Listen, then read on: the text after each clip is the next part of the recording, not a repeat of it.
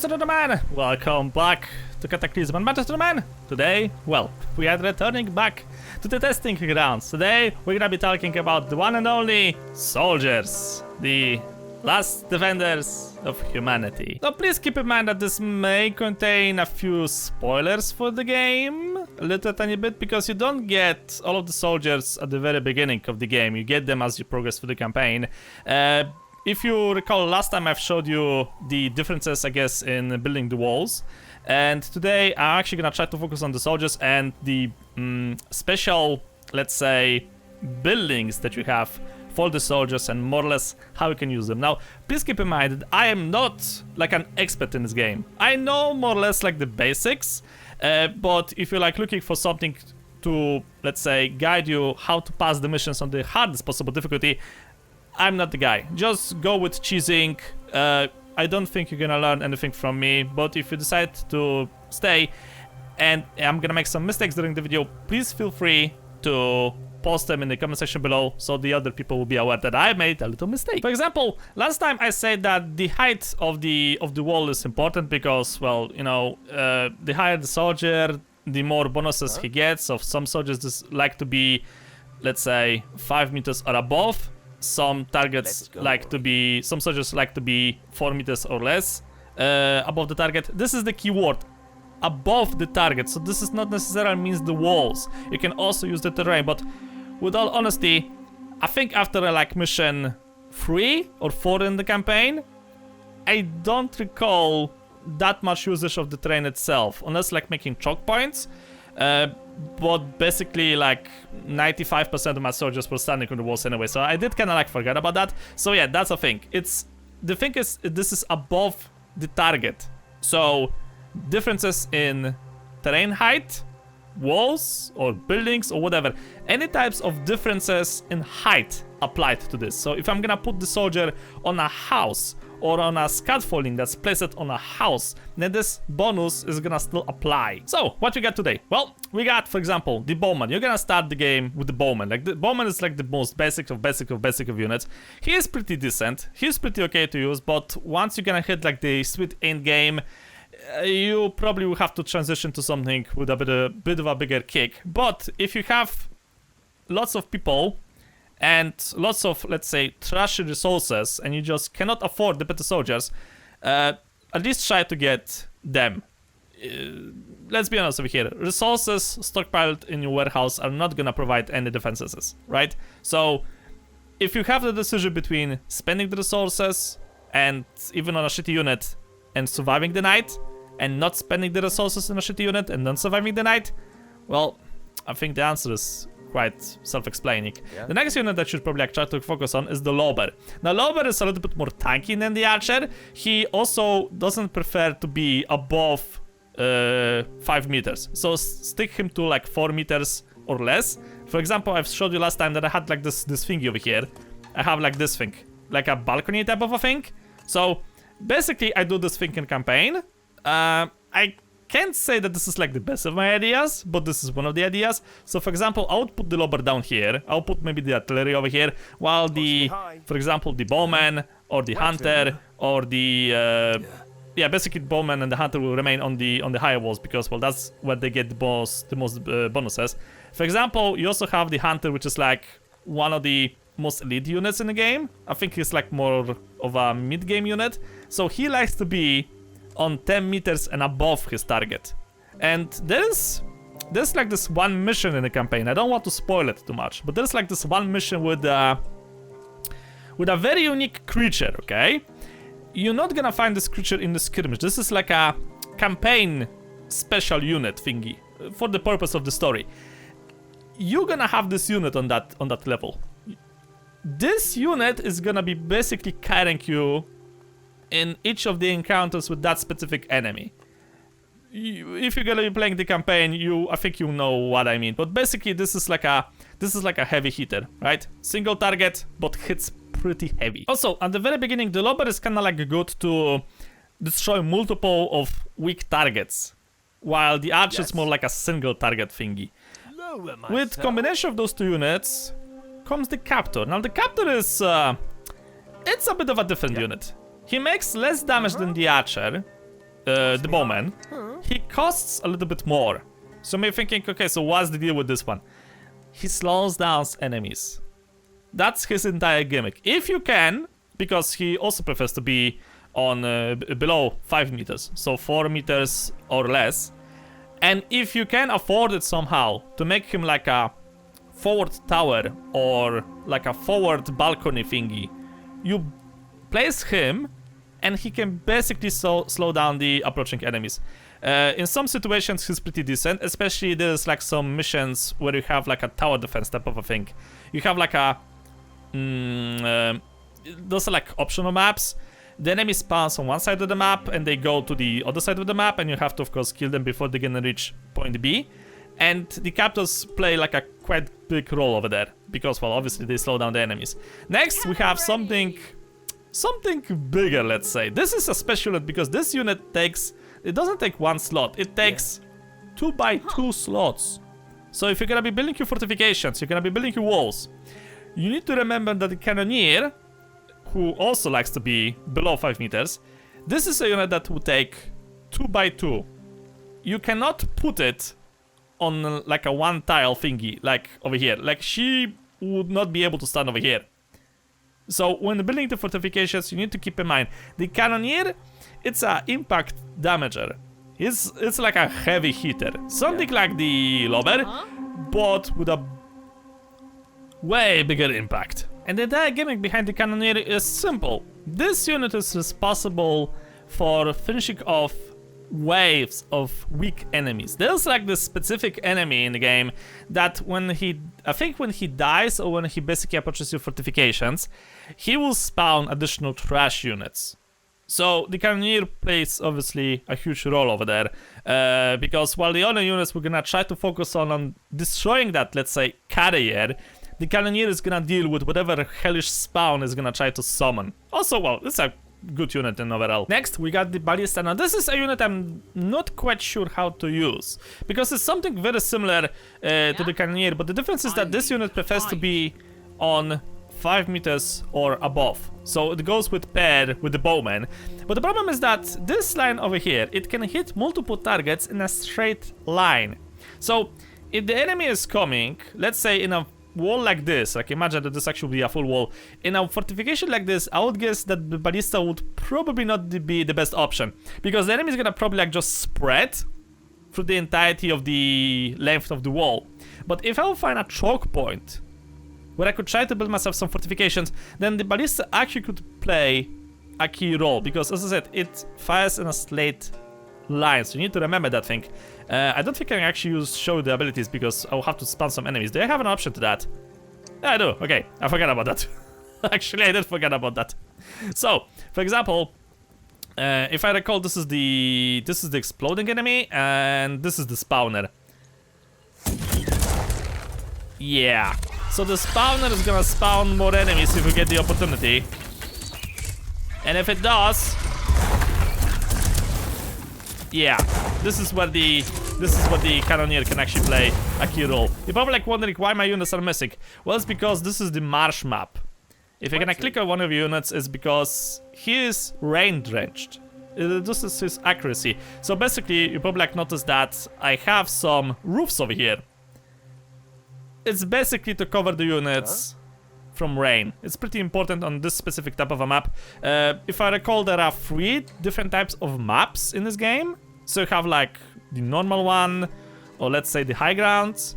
Then you have the marsh, which is this thing, and then you have the depths. I'm not quite sure what the depths are having in store, because I haven't played that patch yet. The game went into version 1.0 quite recently, and I haven't continued the campaign yet, so I'm not quite sure what to expect over there, but I'm only expecting that there's going to be horrors beyond measure. So the cannoneer is basically to clear up the swarm of this behemoth over here, right? Once it's actually gonna, the abomination, once it's actually gonna spam some additional units.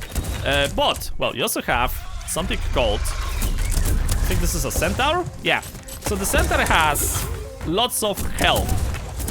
So you may think, okay, so what would be a good unit to use against a centaur? Well, a captain would be good to have, because he's gonna slow down the enemies. Then a bunch of bowmen would be nice to have, because, well, they're gonna do their thing. Also, you could try to use the ballista. if you gonna somehow manage to get like a good choke point. But there also comes one more unit into play. As I said, the Hunter. The Hunter is basically, in my opinion, a very upgraded version of the Bowman. If you have the resources, you go with the Hunters. The Hunters deliver a tremendous amount of damage compared to the Bowman, but, well, at a price. And also, as I said, they get additional benefits if you manage to somehow build really, really high. If you manage to get them on 10 meters or above, they can deliver tremendous amounts of damage, and you really need those things later on in the game. There is one final unit, the Partisan. This is a lead troop at low ground, so that means that he should, technically speaking, be on lower section of the wall. Not exactly, because this is one of the few units that has two different firing modes. This is the elite. This is the piste resistance, the creme de la creme of your forces. Depending on where you're gonna put this unit, he's gonna have different attack modes. If you're gonna put him on lower wall, let's say with the Lobber or with the Captor, then he's gonna have burst fire, something like a shotgun, I guess. But if you're gonna put him on a higher wall, well, then he's gonna have some heavy, and I mean heavy damage. So in short, low wall, shotgun, high wall, more like a assault rifle or something like that. Now, because the soldiers are your only way of defending from the horrors, there is not going to be ballista towers, like let's say in Billions or other similar games like this. So your troops are your only way of actually dealing damage to the enemies. Sure, your walls will hold them, but you need soldiers to actually clear up the maps. And the thing is that each one of the soldiers is, well, very important. And I say this because this game actually takes this entire survival theme really seriously. The humanity is on the brink of extinction, so every single one of your soldiers is gonna matter in the final waves that come. So you need to somehow boost their damage, right? You have 3 different, let's say, stations to help you deal with the nightmares, but also you have like special banners, so we're gonna talk about those things now. Now, as I said, there's like 3, and they work on, I think, up to 3 units per station. So for example, you have a fire arrow, which, as you can see, those white squares around it. This is important, because if you're gonna put a unit on this thing, on one of the squares, then the unit is actually gonna get a bonus. For example, I got myself a Hunter over here. As you can see, he has this thing, this little buff here, fire arrows, because this is actually giving him that buff. Yes. The Bowman over here doesn't have anything, but if I'm gonna put him here, all of a sudden he gets also the fire arrow bonus. Also, if you're gonna put the unit, you can actually see the squares as well. If you're gonna put the unit, the game's gonna tell you like, oh yeah, this unit right now is getting buffed.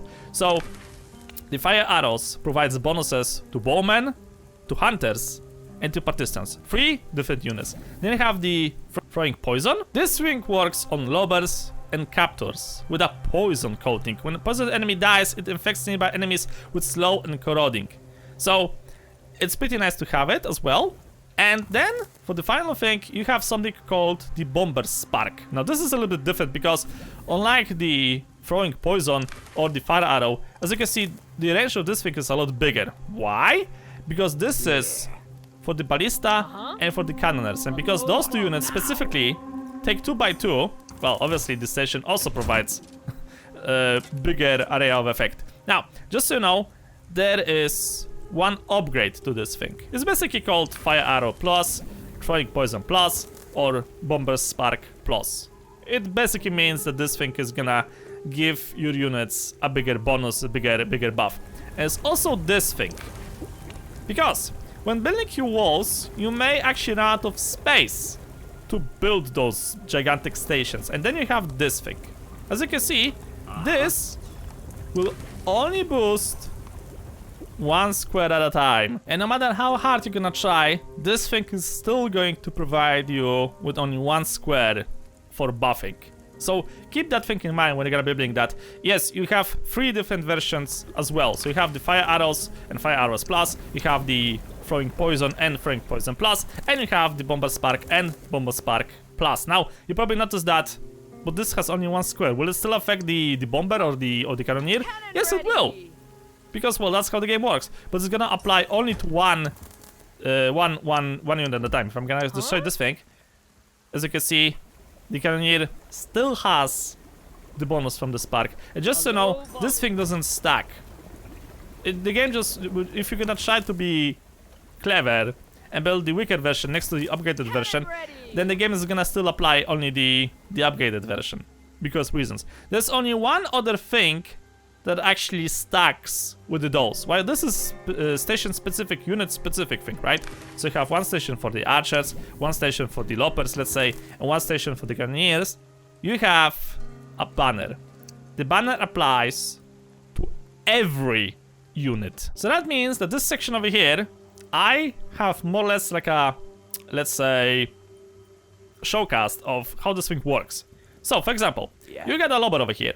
He's standing next to the throwing poison station, but also he's standing next to the banner. The banner basically provides buff to units around it, so it's 3x3 square. Because this unit is standing next to the banner, it's getting a bonus from the banner, and as you can see, it is applying. It is just applying. The captor is standing to a weaker version of the banner, but he's also getting the bonus. And yes, if you're asking, the banners do not stack. You either pick one or you pick none. Now, may I look at this unit over here? We have a bowman. Okay, so he's standing in front of the fire arrow station, so he has the fire arrow bonus. That's okay. And somehow he has the standard bonus. How's that possible? Because the sun is standing over here, right? The archer is not standing over any of those squares. It's because of this. This is like a special type of a building. It's like a little banner thingy that's attached to like a single block for the wall. And that basically means if the unit will be standing on this, then the bonus will also apply. If you won't have space for this, for like the standing banner, then at least consider getting yourself this thing. Because you may be surprised, but those banners and stations for your troops, those are gonna carry you through the harder difficulties. They're gonna carry you through the mid and end game. They are very important. The very beginning of the game, sure, you can go without having fancy troops. You can have like some basic fortifications, you'll be fine. Mid game, you need to have some more fancier fortifications, but you should start to consider at least placing the banners. End game, you need good fortifications, you need banners, and you need the stations for each types of the troop. So try to specialize the sections of the walls, right? You have like a higher wall, so obviously you're gonna put hunters over there.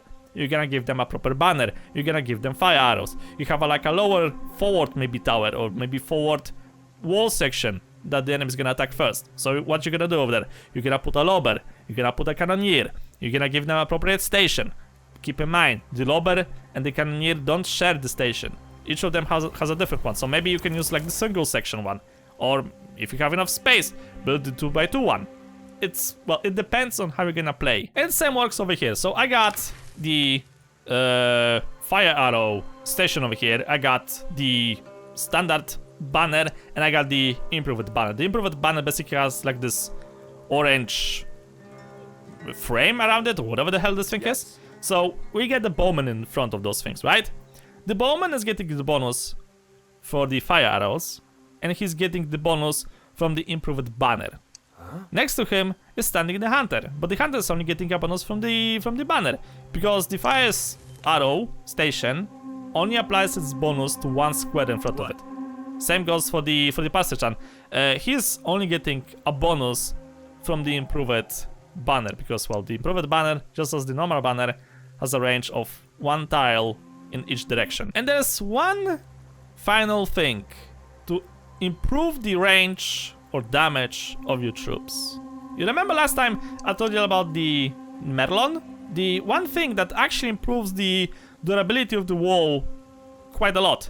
Well, this thing in itself also is providing units with additional bonus.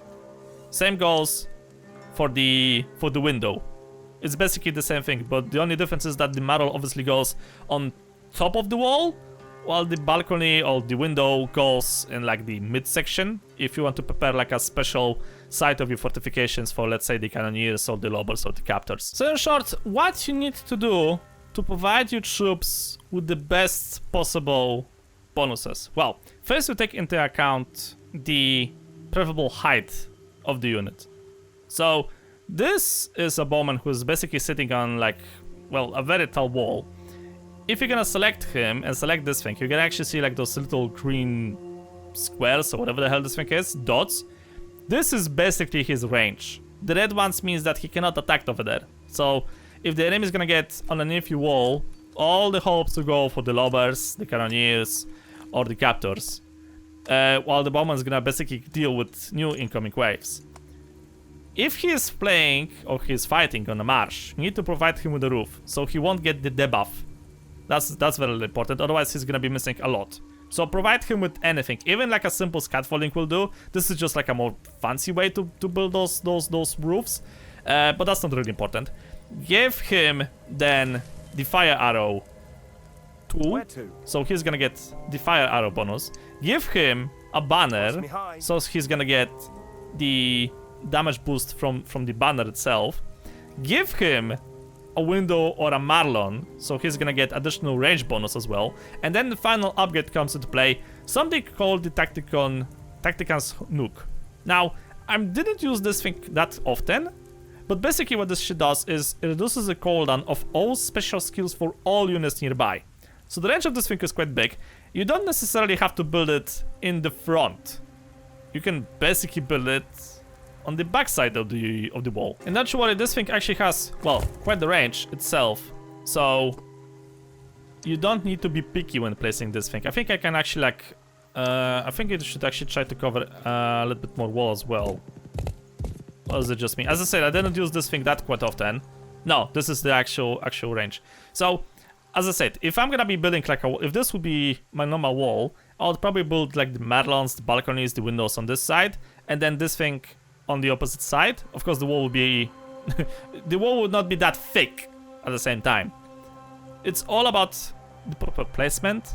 It's all about stacking all the possible bonuses. Now, the final thing I'm gonna show you, it's basically this thing. You, as I said, you already see those things before, right? Those little green squares and red squares or red dots or whatever. So what does those things exactly mean? Well, it's quite simple. The red ones means that this unit in particular, if I recall correctly, won't be able to attack an enemy standing on that specific tile. So if the enemy would spawn over here, then this unit won't be able to hit it. Why? Well, line of sight, stuff like that. The white one means he can attack it, but he won't be getting any bonuses. The green one is basically for bonuses. Why? Because you probably like noticed that this wall is 4 blocks high. So that means that the unit that will be standing on this wall over here is going to be 4 meters above the ground level, right? But this section here is lower. So technically speaking, at the very beginning, as I said, it's not about putting the unit on the wall. It's about the differences in height. So this ground over here is 4 meters compared to the wall, but this thing is a lot deeper. This would be like, how much? 6? I think. Around 6. Like, I think there will be like 2 walls of sections over here. The game is not showing because this is basically the spawning area for the horrors. But you just need to remember one thing. It's the difference in height. And that's why the bowman is getting, technically speaking, the hidden bonus of additional critical strike. And I think I've shown you all the things when it comes to units. The only remaining thing, I guess, would be that the units get recruited in specific spots. So the bowman, the lobber, and the captor get recruited in the basic barracks. The bomber's workshop recruits the cannoneer and the ballista, and finally the elite quarters recruit the hunters and the patricians. And I think you get bonuses for them in those structures as well. I'm not quite sure where those things apply. As I said, I didn't play the version 1.0, so the developers could have changed that thing. But if I recall correctly, those buildings also provide research for your units. So they're gonna give you a bit bigger of a kick. depending on the campaign, depending on what type of a game you're gonna be playing. If you're gonna be playing the sandbox or the survival, I think, then you actually need to either research it or get it from one of the waves.